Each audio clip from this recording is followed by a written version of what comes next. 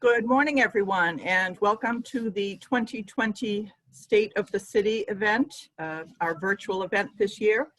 I'm welcoming you on behalf of the Greater Dover Chamber of Commerce. I am Margaret Joyce, the president of the Dover Chamber, and also the City of Dover, who is our co-host for this event. The broadcast is being recorded, and also we are broadcasting simultaneously on Channel 22 and Facebook Live. So if you have friends or coworkers who did not get to tune in live today, they will be able to view it later. So we are recording, and it will be available via a variety of media. I would like to thank our sponsors today. We're very fortunate to have Eversource as our lead sponsor. We also have supporting sponsors, D.F. Richard, we have Newburyport Bank, we have Remarks on the Move New England, and Martel Plumbing and Heating. So thank you to all of you. And in a moment, we'll hear from our lead sponsor, representative from Eversource. First, I want to let you know we will be saving time at the end of the event for your questions. So the way that will work is you type them into the Q&A at the bottom of your Zoom screen if you're tuning in via Zoom. And if you're tuning in via Facebook, you type them in the comments section. We will be monitoring those throughout the event, and we will read them aloud at the end and direct them to the appropriate panelist or panelists for a response. So that is how that will work. We do have a very strong panel today. We are pleased to have Mike Joyal, who is the city manager, and his role is to provide effective leadership and direction in the administration of policies established by the mayor and the city council, and to coordinate and supervise the efficient operation of city departments. Mike has served as Dover city manager since January 2005. Prior to that, he was Dover's assistant city manager. We have Chief Paul Haas with us today, who graduated from Plymouth State College and taught first and second grade in public school in Hampton Falls for 3 years before deciding to pursue firefighting as a career. He joined Dover Fire and Rescue in January 1998 and was promoted through lieutenant, captain, assistant chief, and deputy chief. He was sworn in as chief on July 1st, 2019. Chief Haas also serves as the city's emergency management director. Dan Barufaldi attended Cornell University, graduating with a degree in economics. He spent 2 years with the U.S. Army as a first lieutenant in defensive guided missile training and operations.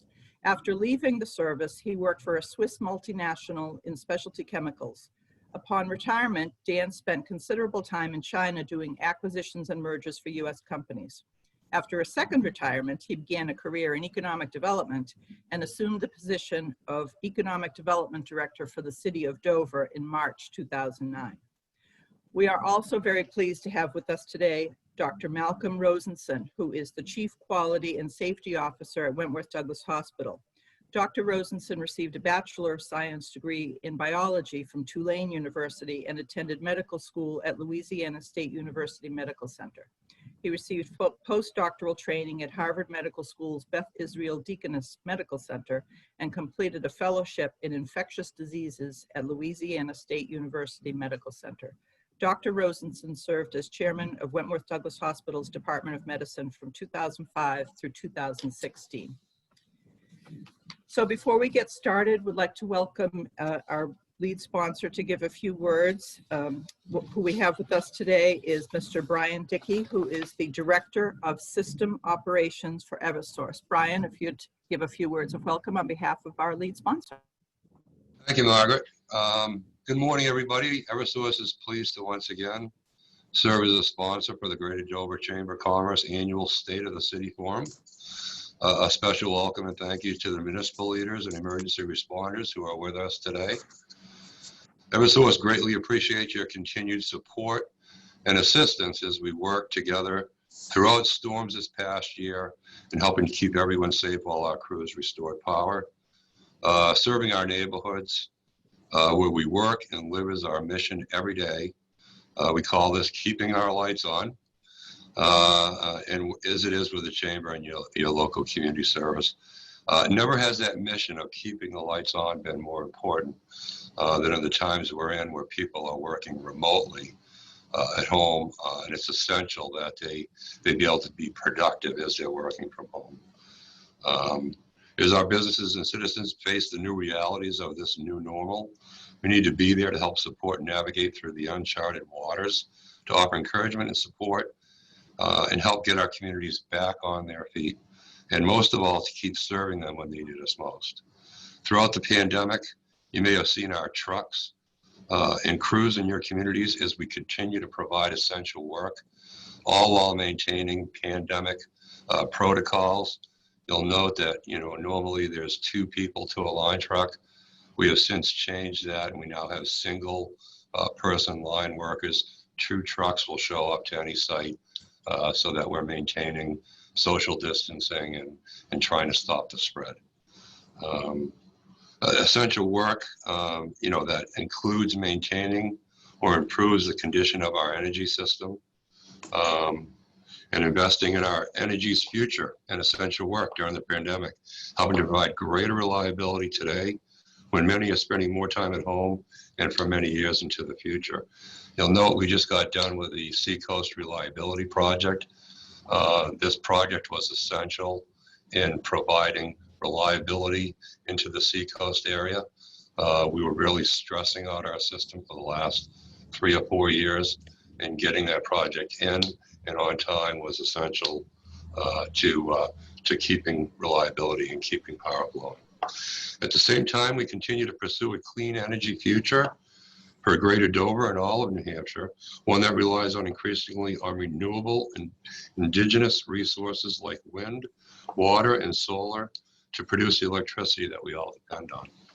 As part of that commitment, Eversource has set a industry-leading goal to be carbon neutral by 2030, which is unprecedented in our industry. COVID-19 pandemic has not altered our vision to develop a combination of large and small-scale renewable generating resources that will improve the air and water quality for future generations and significantly lower our energy costs. In fact, the pandemic has been a reminder that reliable energy and health are at the forefront of our customers' minds, and a clean energy future remains a vital part of achieving those goals for generations to come. Eversource would be happy to provide the Chamber or any other interested community organization an interactive online presentation about our clean energy vision, and I'll be glad to connect you with our community relations team if you are interested. Meanwhile, this morning's virtual forum is a great opportunity to ask questions and better understand and perhaps find solutions to some of the new and critical issues in your communities as we learn to carry on our daily lives while fighting to keep ourselves and our neighbors healthy. I join you in looking forward to hearing from this morning's panel of outstanding leaders as you work together to build a better and stronger community. On behalf of Eversource, thank you for coming today. Thank you, Margaret. Thanks, Brian. And thank you, Eversource. It really has been important to have those lights on as we moved the Chamber services and all the businesses watching, I'm sure, and citizens moved that online and virtual. Your services have been greatly appreciated. So what I'd like to do now is start off. We're going to go through our panelists. We're going to ask City Manager Mike Joyal to lead us off. We'll run through our presentations, and then, as I said earlier, we will be taking your questions at the end. Please type them into the chat, or if you're on, or not the chat, excuse me, use the Q&A feature at the bottom of your Zoom screen. And if you're on Facebook, type them into the comments, and we'll be monitoring those throughout the presentation. So Brian, if you'd start us, Mike Joyal, if you would please start us off. I will, Margaret. Thank you very much, Brian, Margaret, both thank you, and also all the other sponsors for hosting us this morning. And I want to thank everyone for joining us today using a very different venue than we had originally planned for back this winter when we originally began planning to make this presentation. The state of our city that I'll be reporting today is also much different for obvious reasons than what would have been reported only a couple months earlier. Prior to the COVID-19, the coronavirus spread, disrupting and upending the economy here in New Hampshire, throughout the nation, across the world. We would have been prepared to share with you various figures and charts showing positive trends that highlighted the quality of life that we have come to expect and enjoy here in New Hampshire. in the Seacoast area, and in particular here in Dover. I would have reported on the sustained growth in our local economy, the ongoing construction activity, the continuing vibrancy in our downtown, and healthy business and financial activity. Our community's education, healthcare, and recreational amenities, and the expectation of these continuing in the months and year ahead. Instead, the focus has shifted to the immediate impact of the COVID crisis, for which we have all been forced to adjust over these past few weeks. This will undoubtedly continue to be one of our main concerns over the coming year as we begin the transition and move forward to what is expected to become a new normal. For this reason, this morning, I can report to all that are viewing that our state of the city is challenged, yet cautiously optimistic. We are beginning the recovery from an historic worldwide pandemic, and although the threat of the virus remains with us, at least for the near future, the unprecedented steps taken to mitigate and slow the spread of the virus appear to have been successful so far. The rollout of massive federal economic aid packages for businesses and state governments across the country has certainly helped to provide some immediate relief. But the work of re-engaging the economy and restoring business activity to sustainable levels, albeit perhaps not to the levels experienced pre-COVID, remains to be completed. This will be our focus for the coming months here in Dover, ensuring we continue to provide essential municipal services that support the well-being of our community, ensuring our residents have access to the resources needed to maintain their homes, their health, and their livelihood, and likewise assisting our local businesses with weathering through this storm, accessing federal and state assistance programs, and adjusting to what will become the so-called new normal. While sharing with you this morning the state of our city, I also must note that while we've been immersed in responding to the COVID crisis, we've also been witness to and must continue to recognize the importance of addressing the racism and bias that has continued to exist in our society. In light of the widely reported despicable acts that have occurred elsewhere in our country, we have an opportunity across our nation and here in Dover to embed the change needed once and for all into whatever our new normal does become. While the current focus for addressing racism has stemmed from absolutely intolerable acts of abuse and violence occurring in other communities, we all can remain absolutely confident in the standards and accountability that are in place in our police department here in Dover to prevent any unlawful or inappropriate acts from occurring. Not only are those standards and practice rigorously tested and verified through an accreditation process, we all can have comfort in knowing the strengths of the leadership and the professionalism of all the women and men who comprise our Dover Police Department.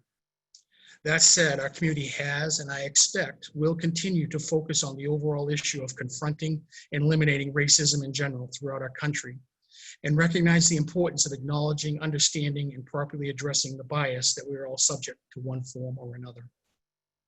I'm going to pause here and I'm going to hand off to the Chief of our Fire and Rescue Department, Paul Haas.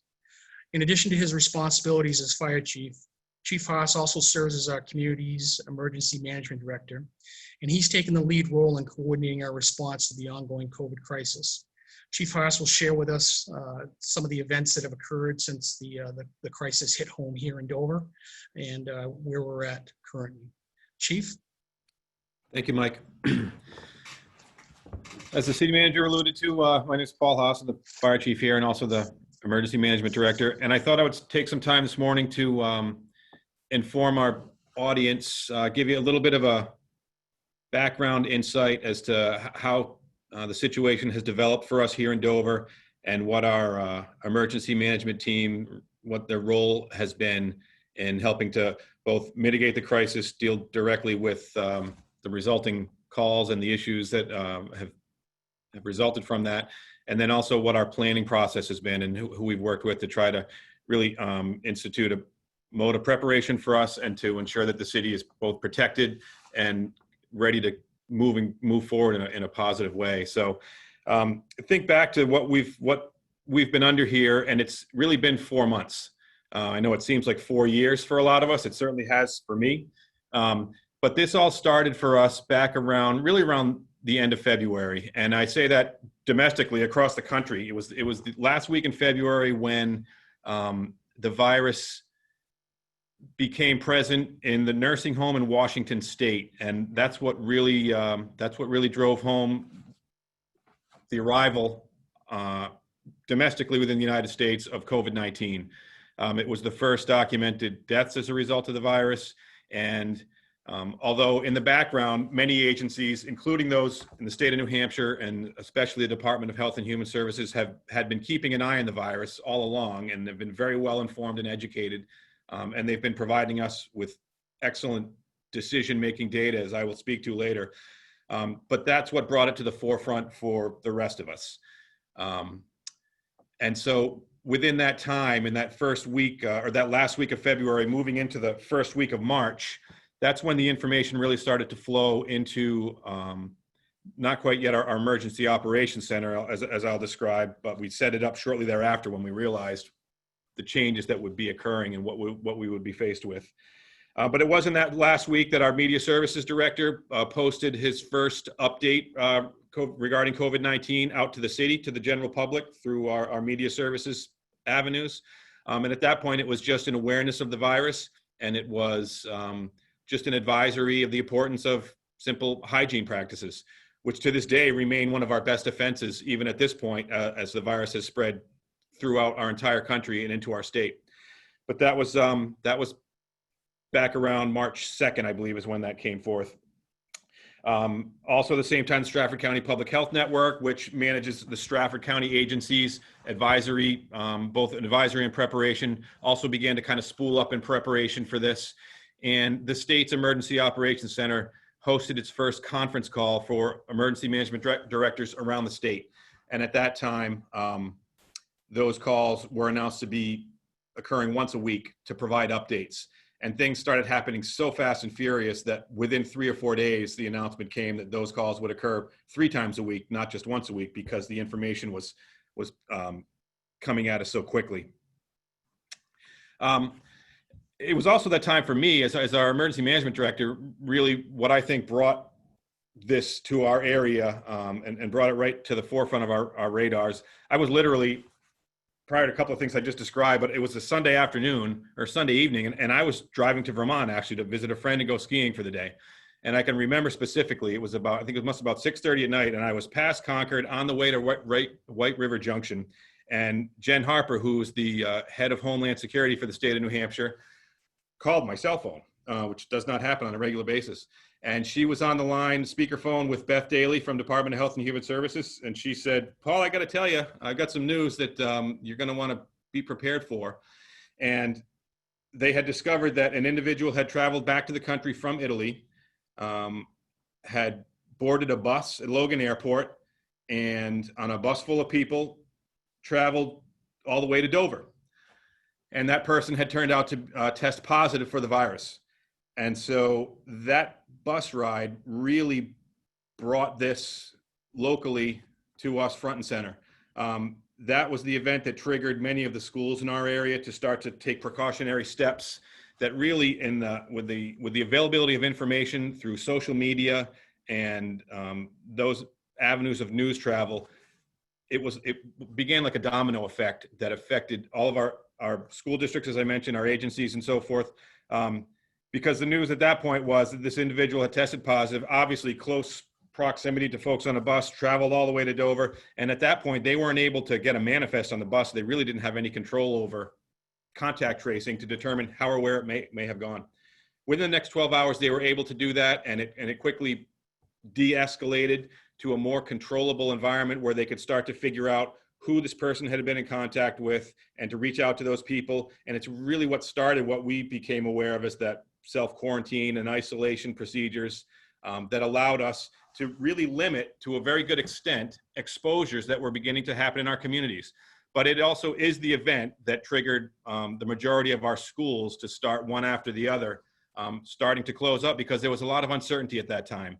And there were folks on that bus who worked in school districts, and they received calls from the Department of Health and Human Services. And because of the uncertainty, they just really started taking extra steps above and beyond what the state was recommending at that time. But it really resulted in a big flow of stuff starting to close down around us. Also at that time, I began meeting with the school department. We prepared for, we met on a Thursday afternoon to prepare for what we might think were appropriate steps. Should we plan for the end of the year school concert? How should we How should we handle an awards banquet? How should we do a variety of these things that were beginning to look like large group activities at a time when the CDC and the state were recommending social distancing? And 2 days later, the governor took action and closed all the schools. So again, just to reiterate, the amount of the fast pace of the changes that were occurring and the information that was coming at us and the decisions that were being made was really, to coin a phrase from the fire service, like drinking water from a fire hose. I mean, it was just coming so quickly, and the changes were happening so rapidly. And information and guidance would change almost day to day. If you can remember back that initially the CDC was recommending no need for face masks among the general public. And that, in addition to hand hygiene, is really one of the greatest preventative measures that we are doing to keep ourselves safe. Within the state of New Hampshire, and certainly locally, we are actually doing very well comparatively. If you think about the numbers that are occurring across the country, and even a stone's throw away from us across the border into Massachusetts, the state of Massachusetts has case numbers over 40 times higher than what the state of New Hampshire has. And I think it's due to our citizens' awareness, their ability to take seriously the actions that are being advised, and generally following those steps. And that's a simple way to really keep people safe.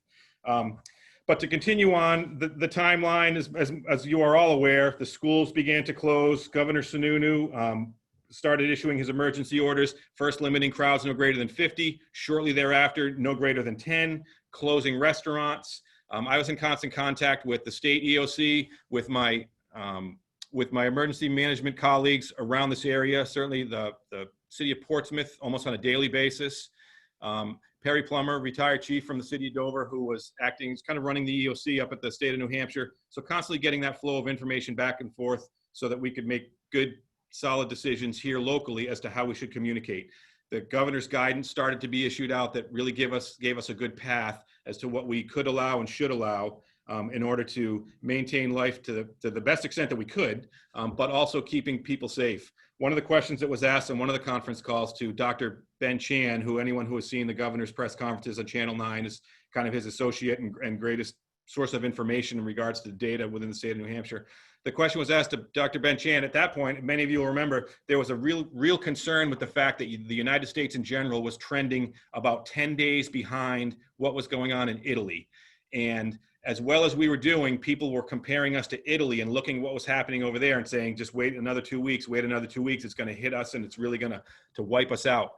And Dr. Chan's response to that question was that we were not caught by surprise the way that Italy was, and we were able to take precautionary steps and limit large group gatherings and start to get the word out to prevent what had happened over there, that rapid surprise onslaught of the virus into that community.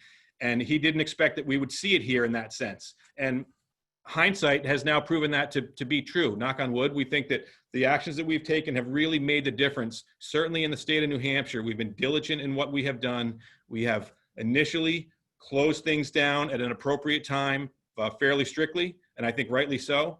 And then now, things, as you all can see, are starting to reopen, but with a fair amount of control and awareness that I think is going to continue to serve us well as we move forward. The city manager alluded to the challenge that our local economy is facing, but I think that with a similar amount of optimism, that I think that we will have a bit of a new normal, but I think that if people are diligent in maintaining some of those basic common sense steps, that we will be able to continue to emerge from this in a positive way. I want to talk a little bit about our emergency operations team and our emergency operations center in general.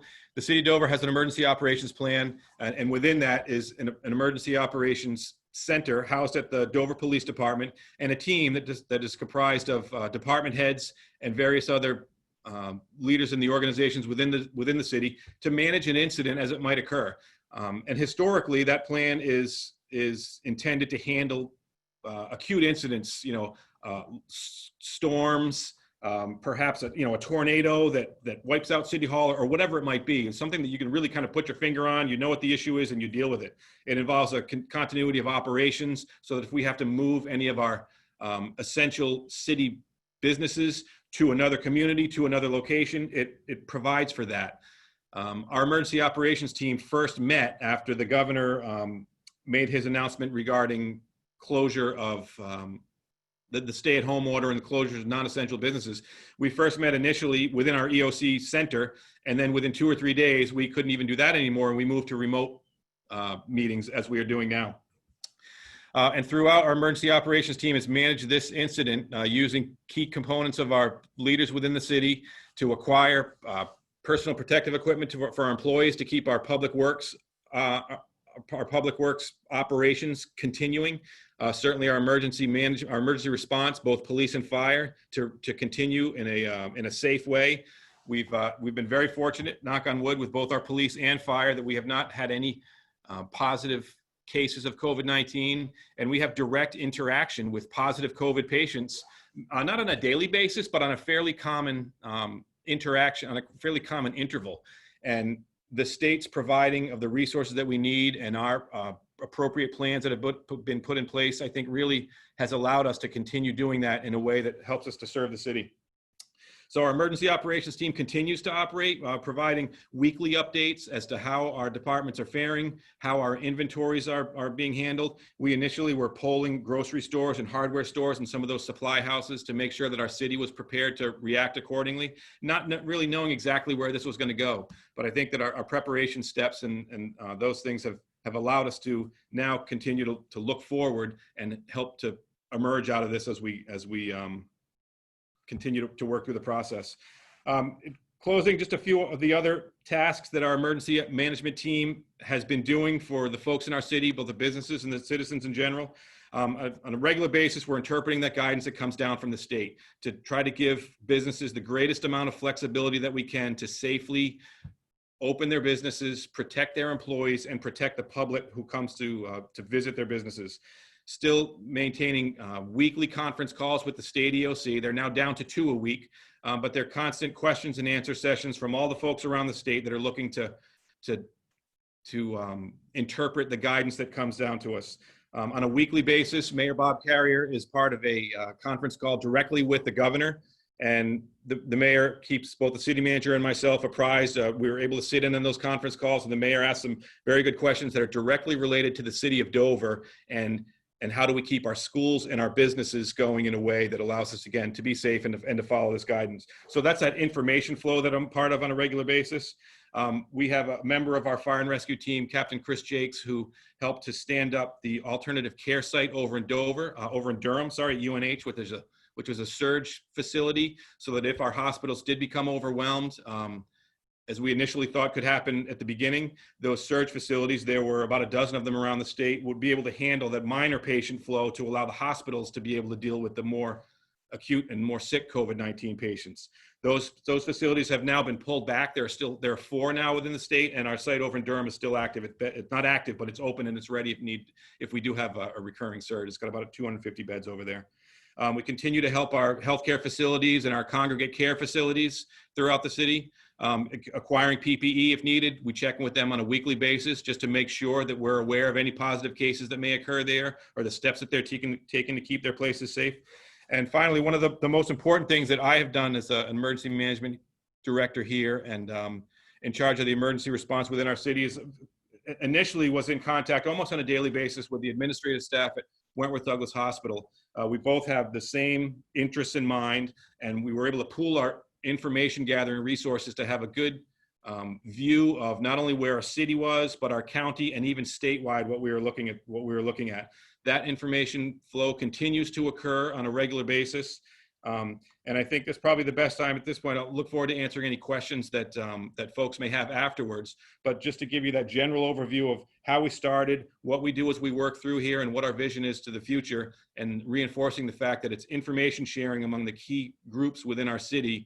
Specifically for us, it's been with Wentworth-Douglass Hospital as one of those primary data providers and partners in helping us stay safe. And so I think it's probably the best time for me to introduce our next speaker, which is Dr. Rosenson. He's the Chief Quality and Patient Safety Officer for Wentworth-Douglass Hospital. Dr. Rosenson.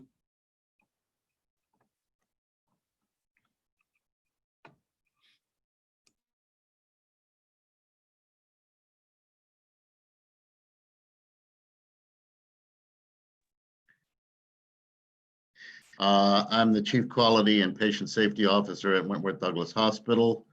I'm trying to activate my slide share. And I'm having some challenges with that. Let me just try once more. We could see your screen, Dr. Rosenson. Okay, We're you can seeing, see we're it now? seeing your PowerPoint. Yes. Okay, all right. We see it. Just put it into There we go. slideshow Thanks. format Okay. using that little, And, yep, perfect. I You're want great. to thank you. I want to thank the City of Dover and the Chamber of Commerce for inviting us to participate in this forum this morning. I think not unexpectedly, the local healthcare infrastructure has been rather front and center during the past several months. And I wanted to take a few minutes to give an overview of how Wentworth-Douglass Hospital System had approached the planning and the response to the COVID pandemic, as well as to summarize at a high level what our experience has been, and to give some status report about where operations and services are currently. There are many challenges, as you might expect, with having to think about how to manage and respond to this pandemic. As we watched the pandemic move across the country and overwhelm certain healthcare systems, the entire resource focus of the organization really shifted to planning to be able to take care of COVID patients. And there were many particular challenges that were new and different for us. I think one of the most challenging of all is the novelty of the circumstances. As Chief Haas has mentioned, this is a circumstance where the information with which we were dealing and having to respond to would literally change day to day. The information was being developed worldwide, both the clinical information and the epidemiologic information. And we had to develop a system whereby we could understand that information and make it actionable. So that is something at this speed that the system had not previously had experience with. Linked to that is the rapidity of changes that we needed to implement in our operations to accommodate expected loads of patients as well as other circumstances. And that also pointed out to us the challenge of rapid communications. Communications are critical in the circumstances under which your policies and procedures or protocols are rapidly changing. And it's very much a challenge to have people understand what the most current information is and what protocols we would like them to follow. So in response to this, we developed what we call a change cycle, where we actually had clinicians identifying new scientific data and recommendations.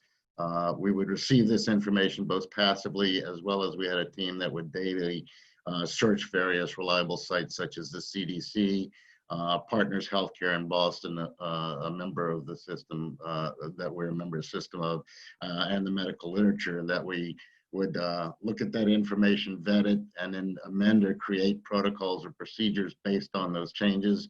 And then we would educate the staff and implement the staff. In fact, for the first time, we were in a process of educating and implementing simultaneously a process that we coined a portmanteau of edumenting. I guess we could have called it implicating, but some of us didn't like the implication, so we went with edumenting. The changes were so quickly that every few days we would often have to redirect what we were doing. And one of the other challenges this created was managing the anxiety associated with this. People initially were unsure whether they had the most up-to-date information. As the information changed, for example, about PPE and masks, people were concerned, well, why didn't we do this before? Why are we changing now? So there was a lot of anxiety among staff that had to be managed in order for the workforce to remain effective. So summarizing what the preparations involved, there are these basic areas that we had to look at. And the first thing we did was establish our command center model. Chief Haas has referred to this. This is a standardized structure used across the country that organizes the effort for an emergency situation with specific roles to be played by specific designated people. It allows rapid decision-making and rapid dissemination of information. So this model was instituted. As Chief also noted, this model is used for response to an acute emergency, such as a railroad accident or an ice storm. In this case, obviously it was a marathon rather than a sprint that we had to adapt to. One of the first things we did was to curtail many of the normal operations, which involved cancellation of elective procedures, transitioning a lot of office appointments to telemetric or telephonic procedures and visits, all in an effort to reduce the density of the population in the building and thereby help control the infection. One of the other means to do that was to basically assign a remote workforce. So all those individuals who were felt to be capable of doing their tasks remotely were asked to do so. And again, this was to reduce the number of people in the buildings and facilities and thereby reduce the risk of transmission. The next set of things that we needed to implement involved around how we were going to handle the patients and the testing of the patients and the results, because it was clear that offices were going to be overwhelmed and there was no way that the offices can continue to take care of patients and at the same time respond to all these questions from the public. So we established hotlines, and the hotlines not only provided information, but they guided the patients and the community members in terms of where and how to be tested. And then we had to establish testing facilities that were safe. We wanted to make sure they did not occur in areas of the hospital where infected patients would transit and perhaps touch surfaces. So we established two of these. One was a tent facility outside the emergency department, and another was at the Exit 9 office building. So these testing facilities allowed us to evaluate and test patients in an isolated fashion so that the rest of the public wasn't exposed. And as we were testing more and more people, we had to develop a means of dealing with the results. Again, the numbers of tests and the way they were conducted, the results were coming back in such a way that it would have overwhelmed our usual infrastructure. So we developed a testing results line, which would offer advice to the patients when they were contacted based on whether their tests were positive or negative.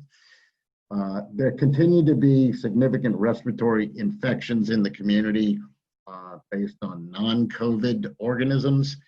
So we established respiratory infection clinics, again, to make sure these patients didn't transit other areas of the system where they might expose other patients or staff.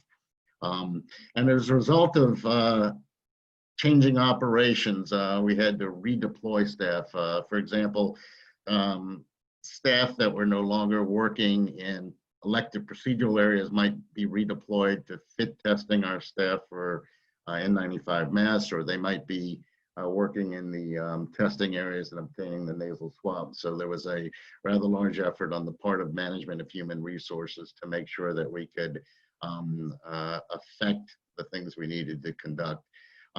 Obviously, we had to develop new and ever-changing infection prevention protocols and implement those. There were a number of engineering controls that we had to focus on.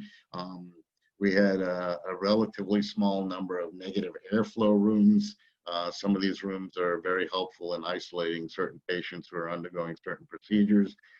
So that's why the public may have seen these large octopus-looking duct tentacles coming out of the front of the building. These were vents to create negative pressure within certain areas so we could manage those patients. And then finally, something that we never had as severe an issue with as a lot of places in the country was our supply chain. As many of you know, from news media, there were significant shortages of various supplies in different areas of the country, whether they were ventilators, personal protective equipment, or other materials. I think in this instance, being a member of the large system, the Partners Healthcare system, was really advantageous to us because we were linked to their supply chain. So at no point did we really suffer an acute shortage of any of the materials that we needed, either to take care of patients or to keep our staff safe. Additionally, they provided us a rather rapid turnaround testing platform. So we had the advantage of being able to get most test results back within 24 hours, whereas other sources initially were having longer turnaround times. We also had to look at how to support our employees. As you may know, there's several thousand people that work in the Wentworth-Douglass healthcare system. So there were a lot of changes that needed to be supported.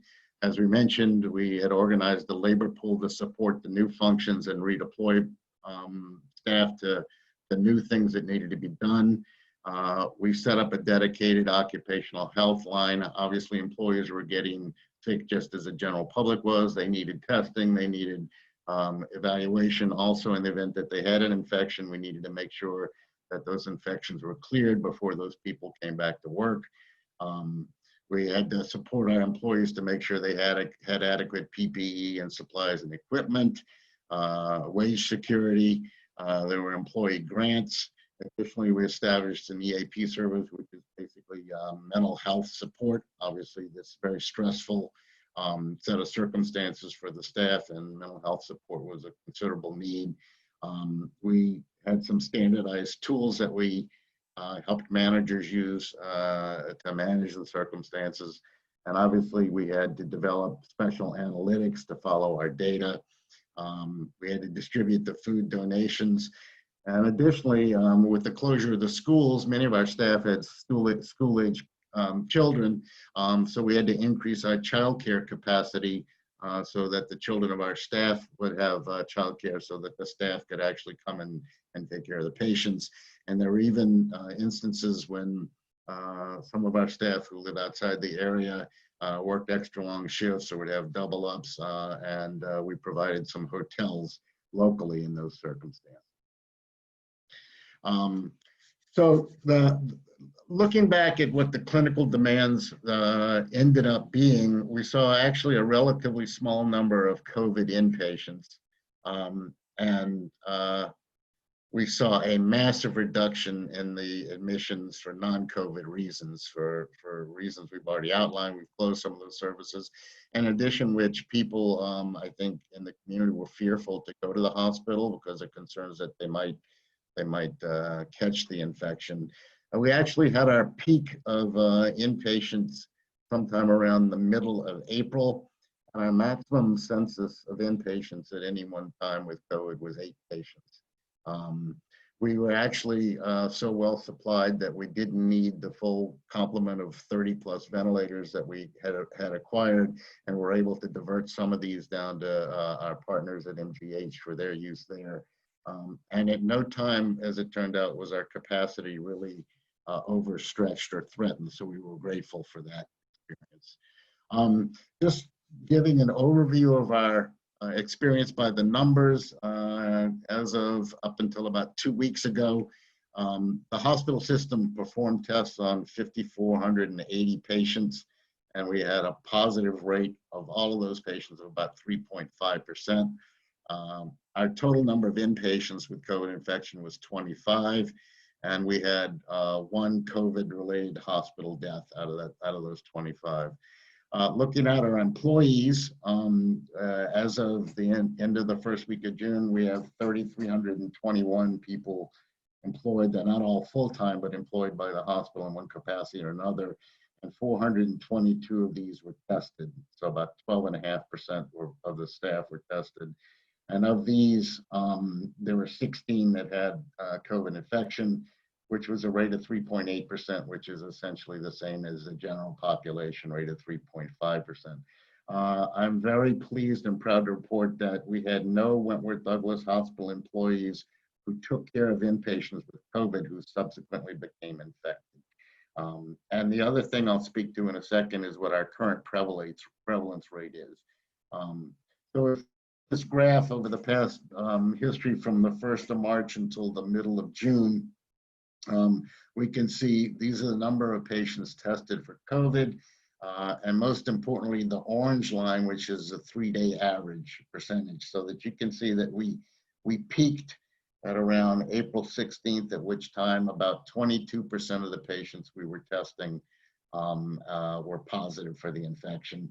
And now, over the past couple of months, we've had a relatively low rate, around 2.5% of those testing being positive.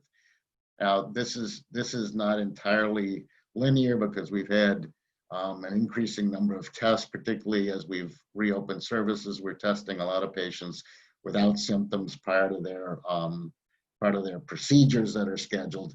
But overall, we've seen this stable rate over the past couple of months, which is favorable. And this again is over time. Overall, the COVID positive test result rates, as you can see, again, testing peaking a week or two before the admissions in early to mid-April, and then subsequently falling. This final graph is basically reflects the positive rate among patients who have no symptoms. So we're testing about 100 patients a day that have no symptoms, and only about 1 in 1,000 of those people without symptoms is testing positive. So this gives us a good idea of, in the community, that if you don't have any symptoms at all, the rate that you are currently infected is about 1 per 1,000, which is encouraging as well. We're concerned with the summer season and the advent of large numbers of visitors from southern New England and the mid-Atlantic states, that there's a potential to see, obviously, an increase in this.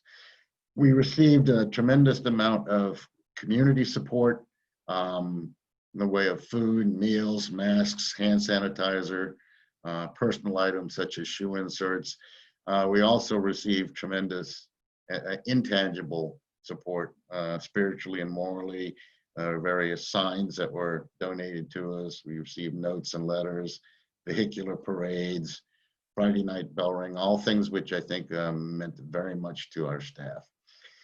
So we've now moved into the recovery phase of operations, where we started to reopen services. This is the model of how we scaled and scheduled the recovery. We reopened services in a sequential basis, always with a universal infection prevention foundation to assure that there were staff and patient safety in the areas as they reopened, and really applying the principles of source control, primarily in the form of universal masking and minimizing density of patients, employees, and visitors by using distancing in clinical areas, as well as spreading out services over time. And then we continue to try to rigorously identify cases with testing and symptom screening of people entering the system, and deferring elective procedures for people that have infections. I think our recovery phase progress has been excellent. All our services are currently operational, and our service volumes have returned to previous levels. Patients have indicated trust in our system. If you look at the most recent survey ending June 7th, patient surveys indicating overall cleanliness at the hospital and at the offices at 198% as the top box rating, overall safety, confidence in the care, and it has the sample sizes here. So we appear to have the confidence of the community, which we very much desire and intend to keep as best as possible.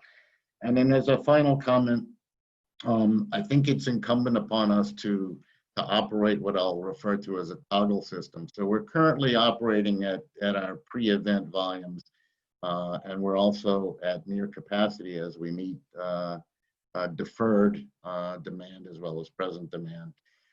So we are keeping active with active reviews our COVID surge plan and preparations, and obviously we're continuously monitoring the hospital and area epidemiologic data, with the notion that we will maintain the capability of rapidly switching from routine operations to COVID surge operations in very short order. With that, I'll go ahead and turn the forum over to Dan Barufaldi, who's the Director of Economic Development for the City of Dover.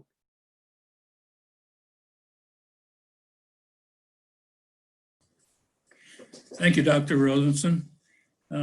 As with most city departments, economic development's activities and priorities were instantly and significantly changed by the advent of COVID-19 pandemic.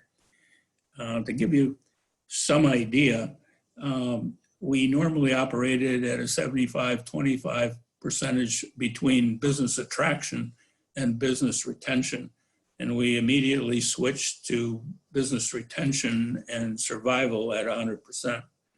A good indication of the extent of the change in the unemployment rate over the last few weeks tells us what happened to our economy. In early April, Dover's unemployment rate was 1.8%. Last month, it was 17.3%, according to MC Analytics, but has now improved to 11.9%. As the COVID-19 conditions required governments to close or restrict huge segments of our economy, our activities shifted to first communicating the restrictive requirements and immediately also communicating the terms of access to the various government support programs that were being set out. And these were at multi-level governments. They included the Fed Cares program, the payroll protection plans, New Hampshire care provisions, the Main Street relief funds, the Dover Cares provisions, and also the EIDL, or Economic Injury Disaster Loan Fund from SBA. All of these provisions had to be conveyed to our businesses in a very short time frame for them to take advantage of it and make application for them, because the time constraints were short and real. And there are 1,382 businesses registered in Dover. So this was not an event, but an ongoing dialogue undertaking to meet the survival needs of our businesses. Another major project, as it was allowed by the state, was for restaurants to move from curbside pickup and delivery exclusively to socially distanced outdoor table service, and at 50% of capacity. This was initiated over a very short time frame and required a coordinated and cooperative approach by a whole raft of city departments: economic development, inspection services, fire department, emergency services, Dover Parking Bureau, community services, and the communications manager, all working together to initiate the program, satisfying the parameters to be met. And these included health inspections to be made, applications filled out and processed, Jersey barriers delivered to sites and filled with water, determination of the sidewalk site and parking spaces to safely be used with some coordination from the planning department making that happen. We're now moving to full capacity inside table service with masked ingress and egress requirements and social distancing maintained. And what would normally have taken about 6 months was completed in 48 hours to help participating restaurants to get up and running to assure their survival. This was done with much of the city staff working remotely. Through all of this, our restaurants, citizens, and businesses were kept up to speed, and to the present day are up to speed. And I want to mention at this point that the Greater Dover Chamber of Commerce was a huge help in getting the word out and helping us to make this happen.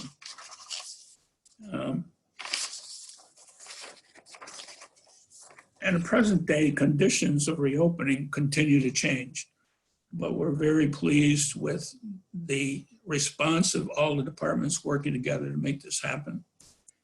The Dover Cares project, which is managed by the planning department with some economic development inputs, was successful in acquiring funding to put out a series of interest-free bridge loans. And at last count, 15 of our businesses have received these bridge loans, and this will help them to get through. We have another 3 that are being processed and probably will be dispersed soon. As we continue to prepare for reopening, we continue to be guided by the governor's orders and the guidelines for stay-at-home too, with some easing for parks, campgrounds, and hotels, and the number of people allowed in a room. Hotels in Dover prior to the pandemic shutdown had an occupancy rate of over 88%. It's now around 20% occupancy, and small local retail businesses and our tourism-related businesses, I expect, will have a lean summer this year. For that reason, the city has initiated a radio marketing program that will be getting underway in the next week or two. to make the world know that Dover is reopened for business, and we have all of these things to offer that we always did. Despite the restrictions and closures required to combat the COVID pandemic, many essential business sectors remained open. One of these, construction, has remained very active. Dover has several developing projects all underway, with 6 projects in various stages of completion citywide, and with more in the wings.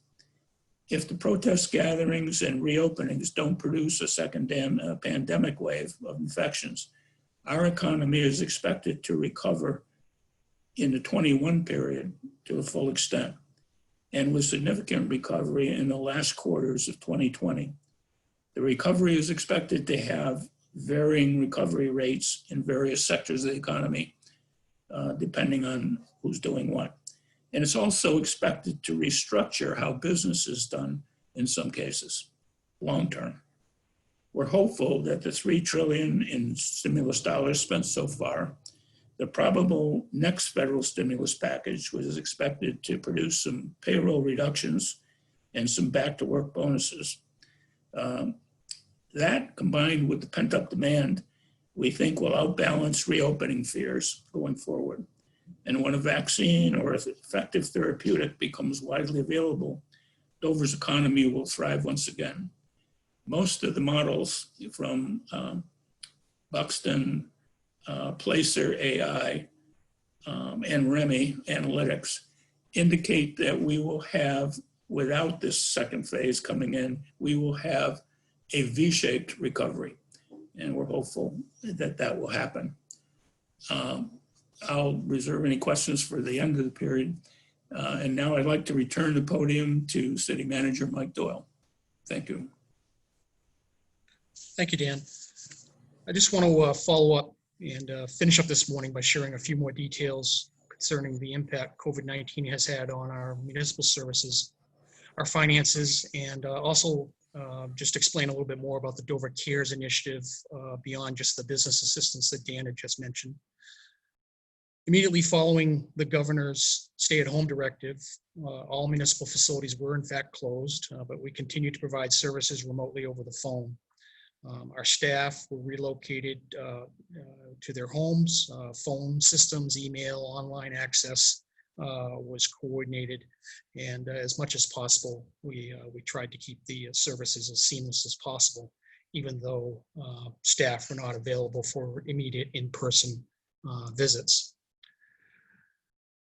This closure also included our schools, with our teachers and parents transitioning to at-home learning, and obviously the tremendous challenges that they had to overcome, and much gratitude goes to them for that effort, both the teachers and the parents, of course. Our participation in recreation programs, youth and adult sports leagues, visits to our library, and in-person services available at City Hall and all of our other municipal facilities came to a screeching halt. Despite this, our remote and online transactions did, by being available, they did continue to see some increase, and actually that has continued to be steady over the past few weeks. As an example, online and mail-in motor vehicle registration activity continued with some increase in volume that was likely a result of people using the online services that would have otherwise completed their transactions in person. Somewhat unexpectedly, we still experienced a considerable amount of activity within our planning and inspection services divisions, with existing construction activity continuing, and that can certainly be seen around the community. And a number of new projects were being discussed with private developers as they were looking forward, I believe, to the future. Although our program revenues have fallen off significantly with the COVID crisis, as should have been expected, our property tax receipts for the most recent billing that were due on June 1st had come in on track. They're consistent with our prior year collection rates. However, in remaining cautious, it is the tax billing that will come this December, which will be the real telltale of what impact the COVID crisis has had on our community's finances. And so we'll be watching that certainly closely and making whatever adjustments are necessary. Driving that tax bill, once the tax rate is set later this fall, is the municipal budget for the coming year, which was recently reviewed and adopted by the mayor and city council. And this was completed early in May. The council, with the cooperation and information provided by the school board and all of our municipal departments, adopted a budget that eliminated nearly $3 million in spending from the amount that was originally requested by the various departments when those estimates were first put together prior to the COVID crisis. This resulted in a final adopted budget that fell nearly $500,000 below the tax cap that was established in our city charter. In doing so, the budget for the coming year will continue to support all existing services. I'm comfortable in knowing that. In addition, some of the budget impact that will be borne by taxpayers will be offset by various grants that are being provided by the Federal CARES Act through the state of New Hampshire. To date, we've received nearly $700,000 for school-related reimbursements through that CARES Act funding, and we remain eligible to receive at least another $700,000 to reimburse for other municipal COVID-related expenses. And we are actively pursuing any other grants and funding opportunities that will help to offset our budget impacts. So aside from the adjustments necessitated in the municipal budget, our local government has also been cognizant of the need to address the significant financial hardships and the potentially lasting economic impacts that have and will continue for Dover residents, businesses, and our nonprofits. To assist in overcoming the financial and emotional challenges that many have and will continue to experience now and in the weeks and months ahead, a number of programs and services were put in place. These local measures were provided under the umbrella of what we referred to as the Dover CARES Act, which is our local version of the Coronavirus Aid, Relief, and Economic Security Act. Our program is being coordinated with federal, state, and private efforts to provide economic support and financial relief to all residents, businesses, and nonprofits in need of assistance. Dan had mentioned one component of the Dover CARES Act relating to business assistance loan programs and the funding that we've been able to provide to businesses to serve as a bridge between the time from which they are eligible to receive or have received funds through the federal government payroll protection program or the more recent state of New Hampshire Main Street Assistance Program. But specifically for residents and other property owners, we've put in place a property tax relief program where all property owners with demonstrated financial hardship are eligible and remain eligible to apply for reductions on their tax bills. This includes waivers of past due interest charges that were accrued during this COVID-19 emergency. And that is coordinated through our tax assessing office. And to date, there have been approximately 40 inquiries that we've received for this assistance, and our tax assessor and tax collector and our public welfare department have been working with those that have inquired to provide them with the assistance needed. For low and moderate income homeowners that have income less than $20,000 per year or $40,000 if they're married or had a household, they're eligible to also apply for a rebate on their taxes. And through this program, the state of New Hampshire's Department of Revenue Administration will allow residents of low to moderate income to apply for a rebate on the state portion of the education property tax that's part of their tax bill. And we've been assisting residents with accessing that resource. We also put in place the opportunity for those that are in need to have extended property tax payment plans. If there's a financial hardship or there's a need to extend the time to pay the tax bill, we have an opportunity to establish a payment plan and waive the interest charges for those residents that qualify. And of course, all homeowners meeting certain criteria remain eligible to receive exemptions and credits in their tax bills. These are available for elderly, blind, deaf, disabled, and all veterans that live in our community. And again, that information is coordinated through our tax assessing office, and they can be contacted for anyone that has interest in those. In areas of housing and food assistance, for housing assistance in particular, all residents in Dover that are in immediate risk of losing their housing, including those that require help with rent or mortgage payments, they're eligible to apply for public assistance through our public welfare program. And they're encouraged, particularly given the fact that the governor had implemented a moratorium on evictions, and the federal government had also imposed requirements for forbearance on mortgages. Those residents that find themselves faced with the lifting of the eviction moratorium or having to address the forbearance issue on their mortgages, they're encouraged to contact our public welfare office to see if they are eligible for assistance. We would rather folks do that now than wait until they find themselves in a situation where they're either being evicted or their mortgage is ultimately subject to being foreclosed. So we urge all those residents to take advantage of that opportunity now as opposed to later. And likewise, landlords, we've also been communicating with them to let them know that this assistance is available for their tenants, whether they be commercial or residential, to ensure that they're also being assisted. In terms of food and household commodities, again, all residents in Dover in need of food or other household essentials, they're otherwise unable to financially sustain themselves. They're able to access vouchers. Our local food bank, and also coordinated through state food bank sources. There have been deliveries organized here in Dover, and those remain available. And again, that's available through our public welfare department, and also our Stratford County Community Action Program has been very active in assisting in those areas. Our public schools coordinated and provided free meals to all students at drop-off locations throughout the city.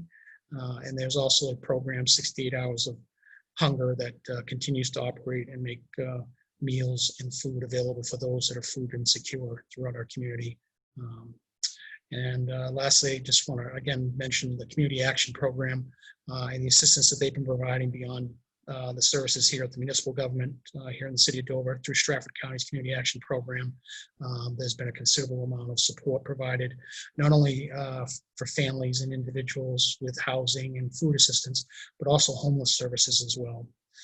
Arrangements have been made for shelter, food, medical care, not only through our public assistance programs, and also through the donations of religious and private charitable organizations, but shower and laundry facilities are also being arranged in coordination with CAP and our local welfare program. Our water and sewer utilities, as are all utilities in the state, were subject to a moratorium on disconnects or shutoffs due to delinquent payments. And much like our property tax extended payment options, we also put the similar program in place for our water and sewer customers. And we have also deferred any shutoffs, and will continue to defer shutoffs for those that have been impacted by the COVID-19 situation. In our recreation programs, a number of residents either had paid for or were intending to participate in recreation programs, and those memberships have been extended and credits will be applied when those programs can resume. And for those families that are unable to afford the participation fees and so forth, there's been a hardship program, scholarship, financial assistance that's in place that's available to our recreation department. And then lastly, in a number of areas across the department, where feasible, we've waived fees and charges, and we've delayed deadlines on applications and permits and so forth to obviously recognize the difficulties that residents and businesses have been experiencing. So as we look ahead, our intent will be to obviously support the community in whatever fashion would be appropriate. We'll be monitoring how the recovery proceeds, obviously with our main focus, priority being on public health and safety, working closely with our healthcare providers, Wentworth-Douglass Hospital and their associates, and our first responders, police and fire, as well as our school and education officials to make sure that the community is safe and we have a successful recovery through this reopening period. And with that, I'd like to close this morning, and we look forward to addressing any questions that anyone may have for us. Thanks, Mike.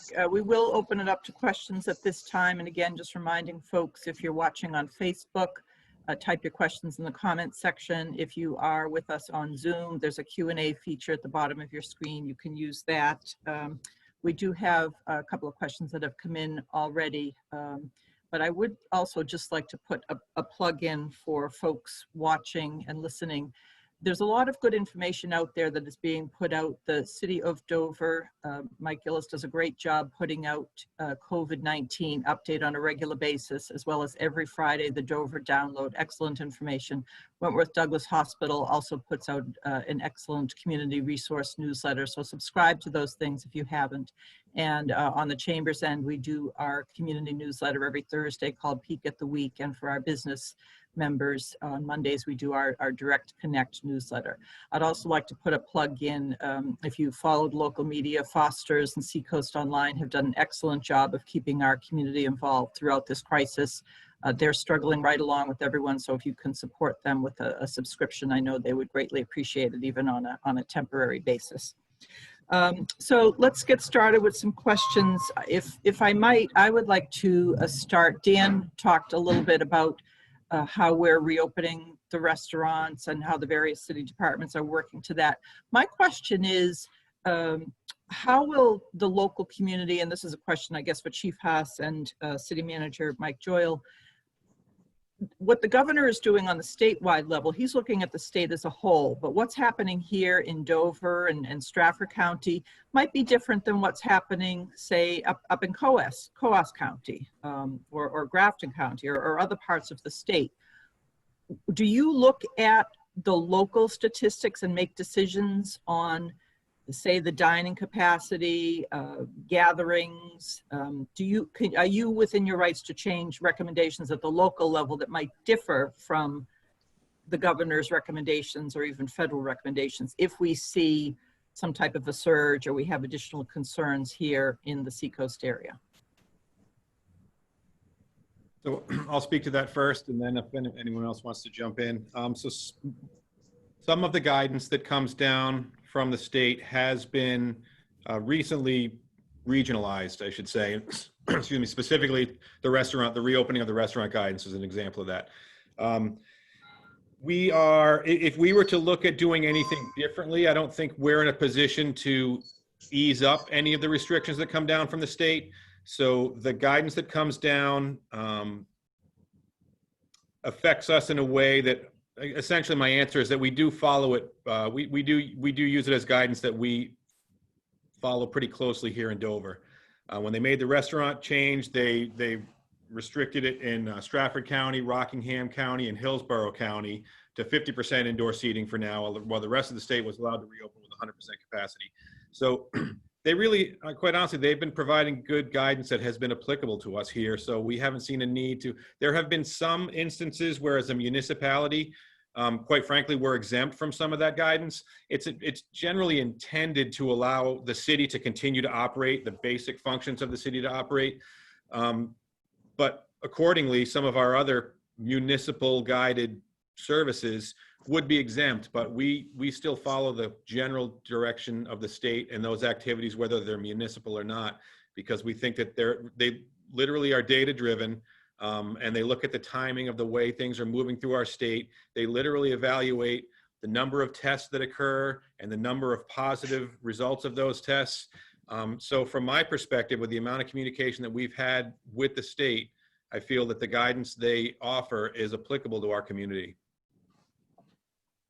And I would just offer that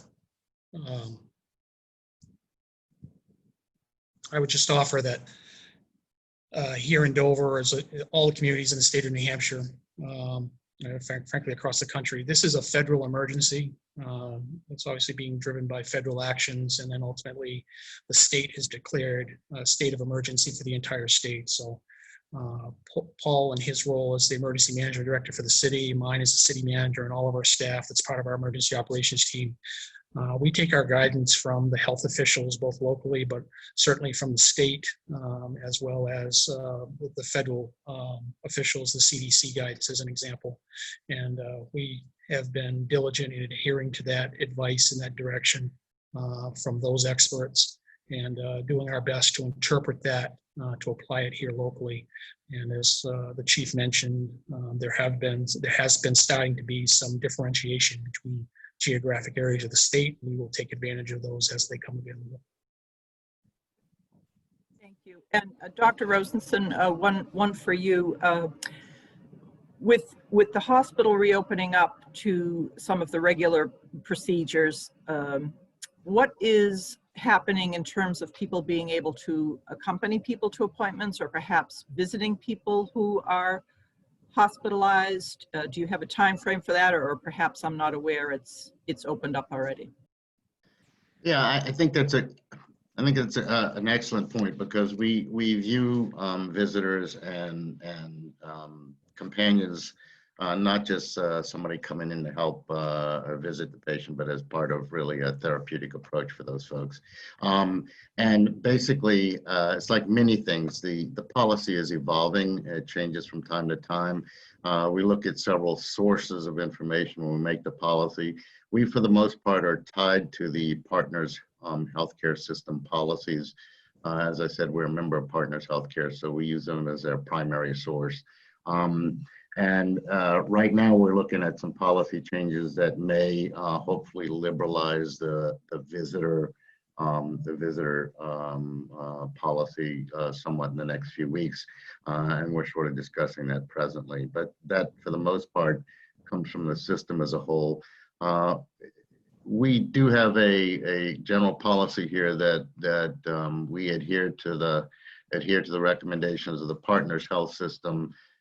If we deviate at all, it's to be more rigorous, and we're never less rigorous in the partner system. So a lot of this is guided elsewhere, and it's fluid, and I think that's the summary of it. Is dynamic. It will change from time to time. It'll take into account the local epidemiology, but we do recognize that it's something important, not just nice to have. So we're actually looking at some revisions now, and that'll be ongoing. Okay. Thank you, Doctor. And Dan Barufaldi, question for you. You had talked at the outset of your presentation that the focus of your efforts, it was a 75-25 in terms of recruitment retention, and obviously you had to pivot during all of this to focus on retention. We're seeing here at the Chamber, we're getting a lot of interest in people joining the Chamber. I'm wondering, now that things are settling down a bit, are you switching back more into your recruitment strategy, and are people still interested in Dover as a potential business location? Is it still an attractive, or maybe it's more attractive, people from Massachusetts thinking, oh geez, New Hampshire would be a great place to go? What are you seeing, Dan? Well, we've always seen Massachusetts companies become more and more interested in New Hampshire, and particularly the seacoast. Dover is, in my view, one of the jewels on the seacoast. We have a diversified economy. We're the fastest growing city in the state before the pandemic, and I don't think that has changed very much in the short term. And we have a quality of life here. The thing that I've seen change as my job has evolved, I used to go out to find companies that would bring jobs to Dover. That was my primary function. And now my primary function is to bring skilled people to Dover, because if we do that, the companies will follow the skill sets that they need. And the skill sets are evolving very quickly, and the skill sets needed are changing very quickly. So what I do now is to sell the quality of life in Dover, and the quality of life in Dover is excellent. All manner of dimensions you can look at. We're growing, we have a good school system, we have a very low crime rate, we have a very pleasant built and natural environment. And you can have in Dover a rural, a suburban, or an urban lifestyle. We now have over 70 restaurants in Dover, so you can get any cuisine your heart might desire. Restaurants play an exceptional role in bringing other retail businesses in, because a lot of the other retail businesses live on the people coming to restaurants. So it's kind of a mixed situation, people helping people. But it's on a roll. It has been on a roll for a while, and as the fears of the pandemic fade, And looking at, I said it before, the business models, the three business models I've looked at, every one of them, they have an optimistic and a worst case scenario, but each, even the worst case scenarios, all V-shaped recovery. And there's three very impressive data analytics companies. So I think Dover's in for a very good recovery. And thank God, with all of the efforts made, our pandemic situation has been really, really well handled and is kept now at a low rate. So I'm confident about Dover's recovery. Thanks, Dan. That's very well said. Did someone else want to weigh in on that, or we move on to some of the other questions that have come in? Just to segue off something that Dan said, we did have a message come in via our Q&A from Mayor Bob Carrier, and would like to thank him for his leadership as well. But he had beautiful remarks saying, my hats to all the great response work that the city staff, Wentworth-Douglass Hospital, and all others resolved to help keep our community safe and moving forward. And he's absolutely right. So a couple of questions have come in. One is mask wearing in downtown Dover appears to have dropped dramatically. Is this a concern? Either Chief Haas or Dr. Rosenson, maybe? I'm happy to jump in first, and then the doctor could provide some insight as well. My thought on that is the preventative steps that we're taking are multi-tiered. Certainly mask wearing is a great preventative step, but it's also predictably one that people don't tolerate quite as much, certainly as it gets to be warmer outside. So one of the most important things is distancing. That's the social distancing, which is a term we never heard of 4 months ago. Now everyone is aware of it. That is really a great component that is going to help to limit the spread of the virus. So if people are choosing not to wear masks as much outside, hopefully they are if they're visiting stores and when they're in closer contact with other people. That's not an outside environment. We had a peace vigil in downtown Dover about a month ago now with well over 1,000 people in Henry Law Park. That was physically not able to have the distancing that was suggested in that area. However, if you were down there, you saw the vast majority of people were wearing masks in that outside environment. A lot of people close together.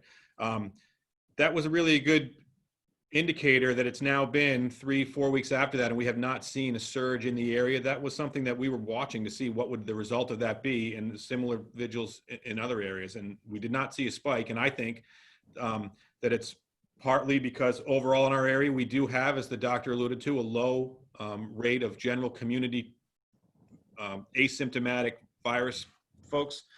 But it showed the importance of wearing masks in those conditions. So to the caller's question, I think, we would like to see people wearing masks as much as possible. We recognize that they are not going to wear them all the time outside as the weather gets warmer. We would encourage that they do, but I would be less concerned. I would be more concerned, if I saw, when I go into stores, I typically do see a pretty large component of mask wearing inside stores like that, and where you do have closer interaction, passing people in aisles and in line and so forth. So I think that folks around here are still doing well with that. And if we keep up with that and all of our other practices, I think hopefully we would be able to afford, sustainability of maybe less mask wearing when people are outside. Thank you. Couple more questions. Dr. Rosenson, if you want to jump in, please do so. But we've got a couple of others to get to as well. So one came through on Facebook, and this is for you, Chief Haas, as well. This person is asking, when will you begin your after action assessment process? That sounds like a very technical term.